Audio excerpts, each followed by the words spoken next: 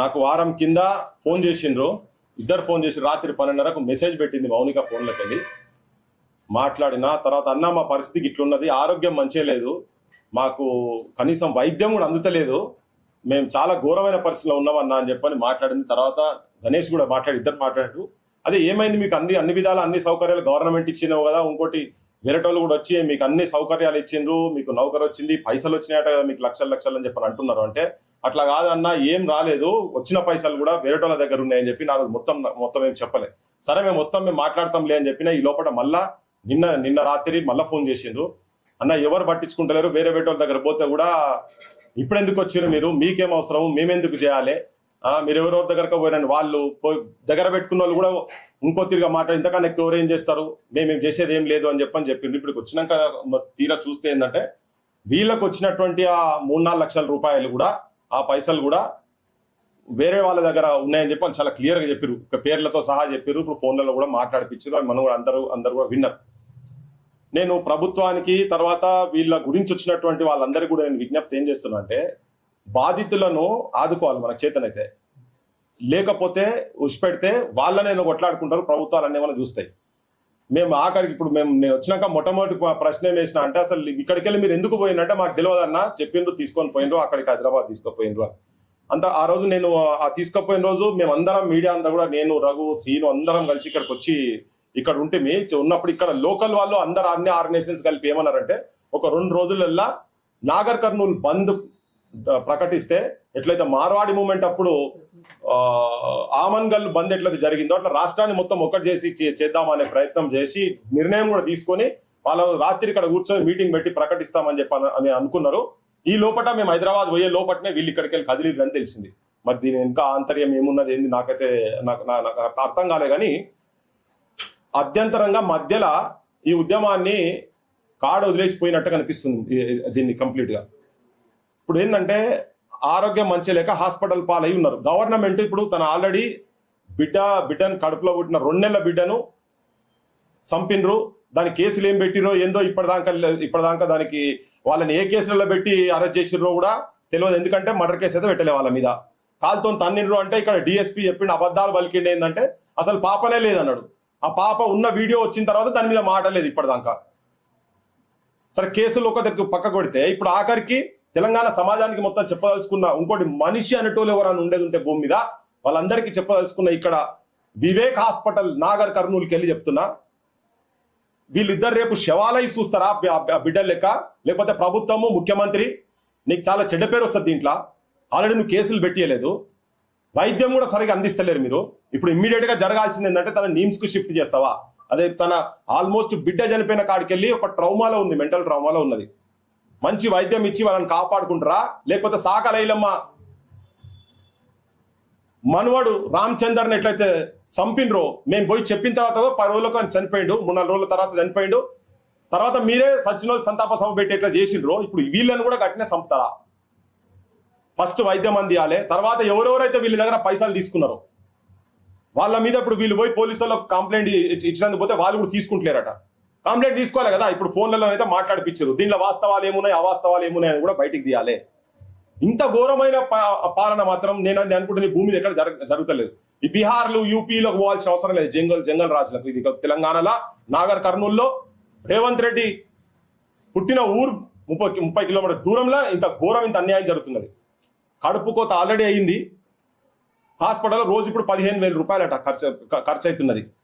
ఒక్క పైసా కూడా వాళ్ళకి పడొద్దు. ఇంకా చాలా మంది ఇక్కడికి వచ్చి ప్రకటించిన వాళ్ళు బొచ్చిన మంది ప్రకటించి ఒక 2 లక్షలు, ఒక ఆయన 5 లక్షలు, ఒక ఆయన 3 లక్షలు, ఇవన్నీ నేను పేర్లు చెప్పదలుచుకోలే. కానీ వీళ్ళకి మాత్రం ఆ పైసలు అందలే. ఒకవేళ అందేది ఉంటే ఏ ఫామ్లో అందినా ఏందో వాళ్ళు నిరూపించుకోవాలి. ఒక పెద్ద మనిషి దగ్గర పోతే అప్పుడు మీరు వాళ్ళ దగ్గర పోయి వీళ్ళతో పోయి ఇప్పుడు నేను పోర్రి మీరు నేను మళ్ళీ భవిష్యత్తులో ఎప్పుడైనా అవసరం నేను ఇస్తాను, ఇక సచ్చినాక ఇస్తారా?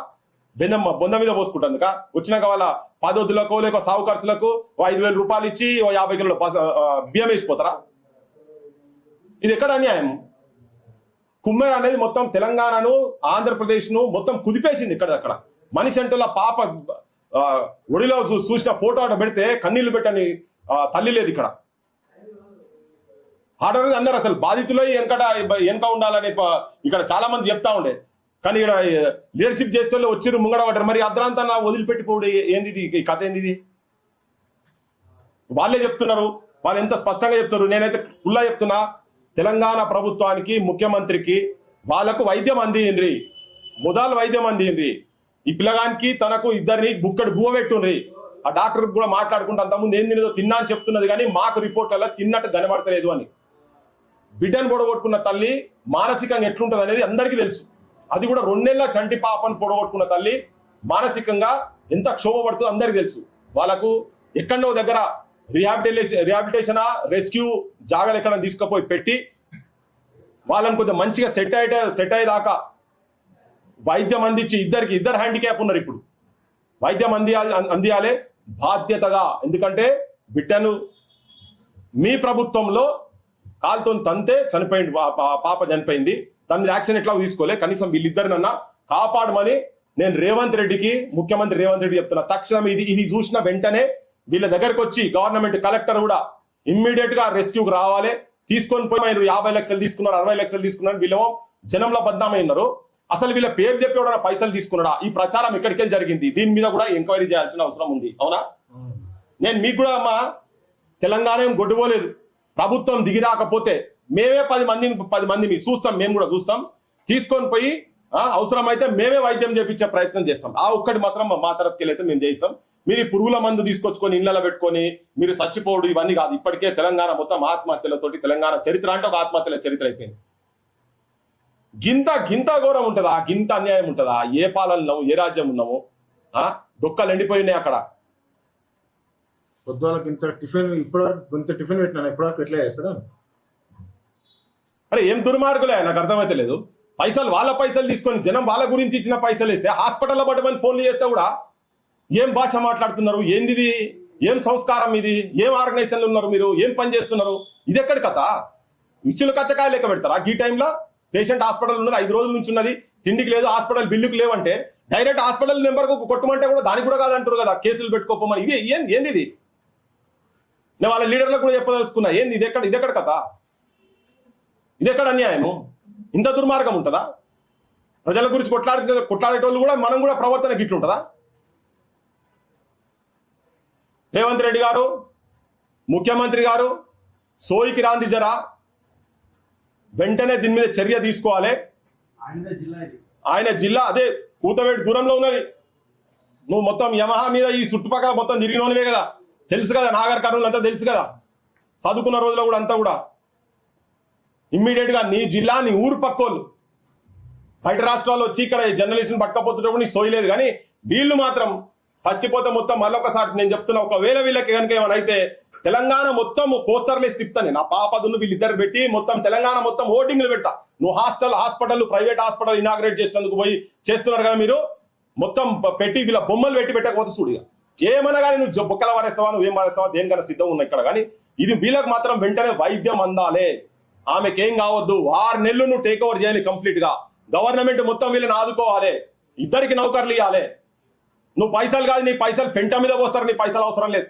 వైద్యం మంచిగా ఇచ్చి బుక్కడు భూవ ఇచ్చి వాళ్ళు కష్టపడేందుకు వాళ్ళు సిద్ధంగా ఉన్నారు.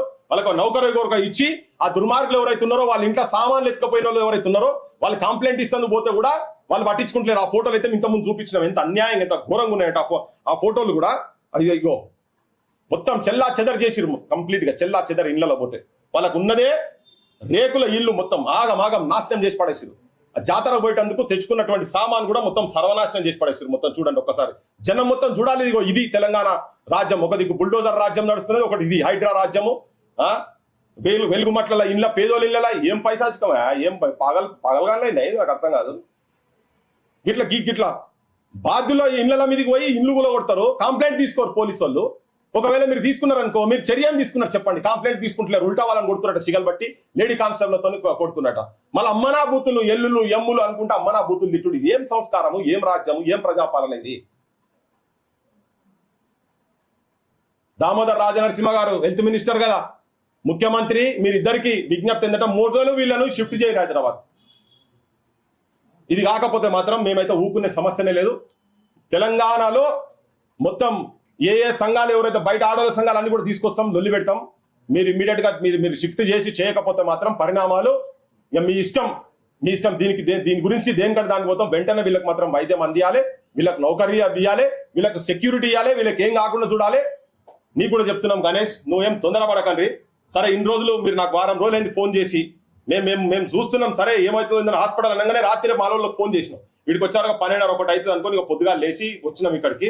మేము ఉన్నాం, మళ్ళీ 10 సార్లు కావాలంటే కూడా వస్తాం. అయినా ఇప్పుడు మీరు రాత్రిలో రేపు పొద్దుగాల్లో ఇది సెట్ కాకపోతే దీనికి ఏం చేయాలో అది మేము చేస్తాము. మీకు వైద్యం 100%, ఒకవేళ గవర్నమెంట్ ఫెయిల్ అయితే కూడా బొమ్మలేసి తిప్పుతాం. మీరు ఆత్మహత్య చేసుకోవాల్సిన అవసరం లేదు. ఆ బాట మాత్రం మీరు పట్టకని చెప్పి మీకు విజ్ఞప్తి చేయదలుచుకున్నాం.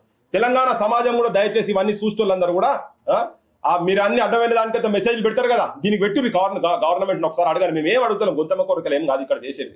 దీన్ని వెనక అసలు వీళ్ళ అడ్డం పెట్టి ఎవడు పైసలు సంపాదించిండు, ఎవడు పైసలు తీసుకున్నాడు, అసలు ఏంటిది వీళ్ళ కథ ఏందని ప్రాపర్గా ఎంక్వైరీ కూడా చేయాల్సిన అవసరం ఉన్నది. ఎవడన్నా దుర్మార్గుడు ఉన్నటువంటి చేస్తే తీసి బొక్కల వారేసి ఒక అటువంటి వాళ్ళను కేసులు పెట్టి లోపడేయాల్సిన అవసరం ఉన్నది. వీళ్ళని మాత్రం ఆదుకోవాలి, 80% వీళ్ళని ఆదుకోవాలి. మౌనికను గణేష్ను వీళ్ళిద్దరు పాప తల్లి పాప తండ్రి, కుమ్మెరలో చనిపోయినటువంటి కాల్తో తంత చనిపోయినటువంటి తల్లి మౌనిక, తర్వాత నరేష్ ఇద్దరిని, గణేష్ ఇద్దరిని గవర్నమెంట్ టేక్ ఓవర్ చేయాలి, నౌకర్లు ఇవ్వాలి.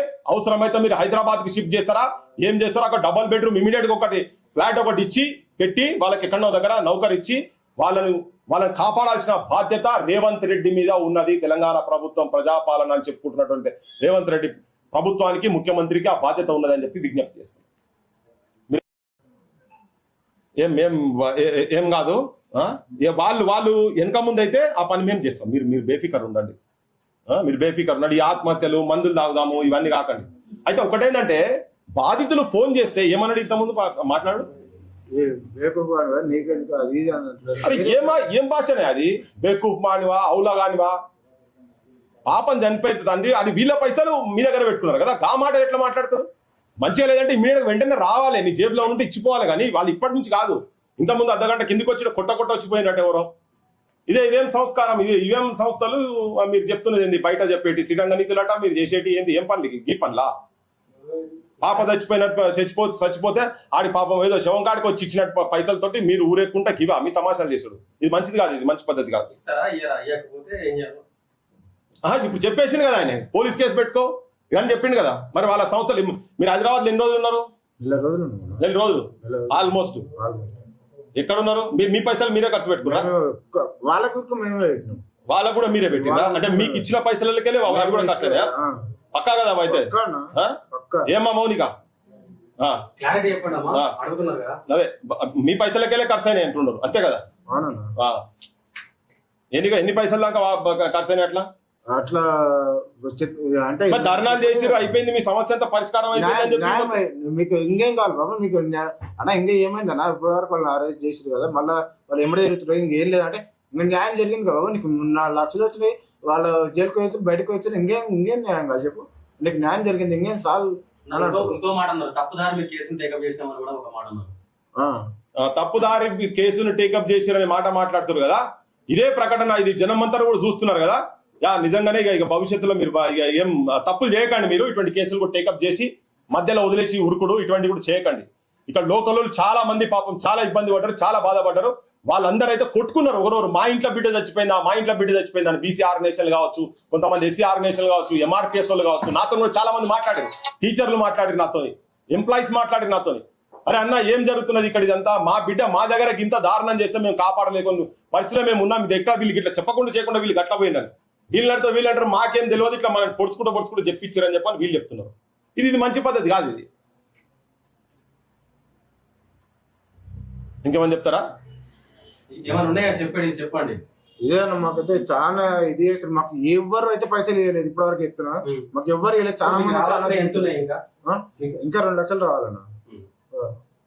ఇప్పుడు మాట్లాడే దాంట్లో చాలా క్లియర్ గా ఆయనే చెప్పిండు ఏంటంటే వీళ్ళ దగ్గర పైసలు తీసుకున్నట్టయితే కన్ఫర్మ్ చేసిండు ఆయన.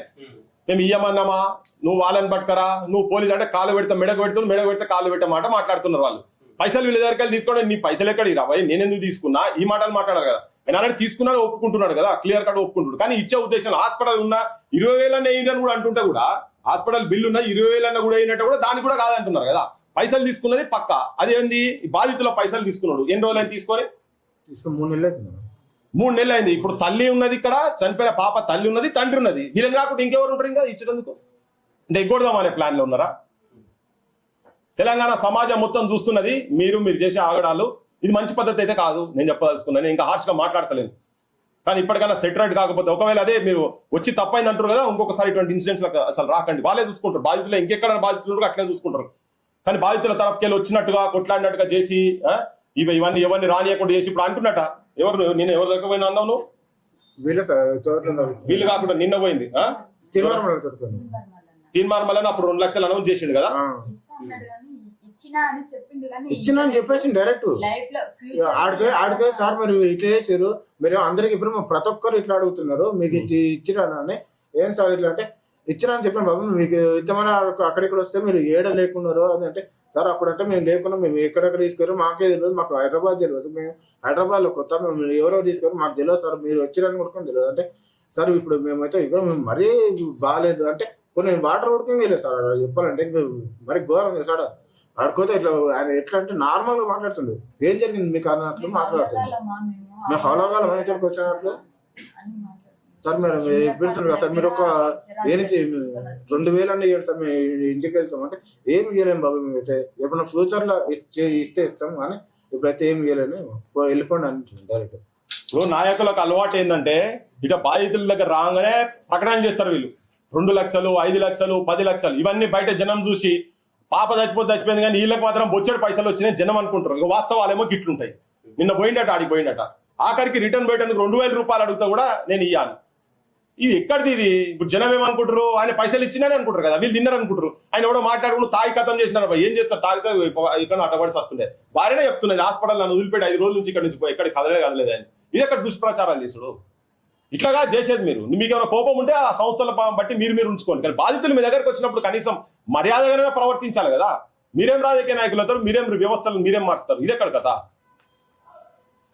తెలిసిపోయింది తెలంగాణ జనంకు మొత్తం తెలిసిపోయింది ఎవరేందో ఎవరి ప్రవర్తన ఎట్లుంటాయో. చాలా మంది ఇక్కడికి వచ్చి చాలా మంది ఇబ్బంది పడిపోయి పైన ఉన్నారు, చాలా మంది బయట కూడా అడిగారు కదా వీళ్ళు ఎందుకు పోయిన ఇక్కడికి వెళ్ళి మేము వచ్చాడ కొట్లాడుతాం కదా అని పోతున్న విషయం కూడా తెలియదు తెలుసా. మేము ఒకవేళ పోతున్నాం అంటే మేము ఇక్కడికి పోతున్నామని ఎవరికొకరు చెప్పి పోతున్నాం కదా, ఎవరికి చెప్పినా నేను ఒక్కరికన్నా ఎప్పుడైనా అప్పుడు మీరు ఉన్నారు, చాలా మంది ఉన్నారు మా దగ్గర. తెలియదు అసలు విశారదన్ సార్ తోడుకోతున్నామా, మేము డీజీపీ తోడుకోతున్నామా, ఏ కమిషన్ తోడుకోతున్నాం ఎవరికి అసలు మాకు ఎవరు తెలియదు. కానీ మీరు పోయినాక ఎక్కడ ఉన్నారు? పోయినాకనైతే సార్ తోడుకోయినాం, ఆయన దగ్గరనే ఉన్నారు కదా మొత్తం కంప్లీట్ గా. గవర్నమెంట్ కు మళ్ళీ ఒకసారి విజ్ఞప్తి ఏంటంటే వీళ్ళని వెంటనే వీళ్ళ రెస్క్యూకు రావాల్సిందే, వీళ్ళకి ట్రీట్మెంట్ ఇవ్వాలి, రిహాబిలిటేట్ చేయాలి. ఒక డబుల్ బెడ్రూమ్ ఇస్తారా, డబుల్ బెడ్రూమ్ ఇయ్యండి, హైదరాబాద్ లో సెటిల్ చేస్తారా, ఓ నౌకర్ లేని ఏదైనా హాస్పిటల్ తీసుకుంటే అమ్మను పడుకొని చాలాసేపు కూర్చోబట్టి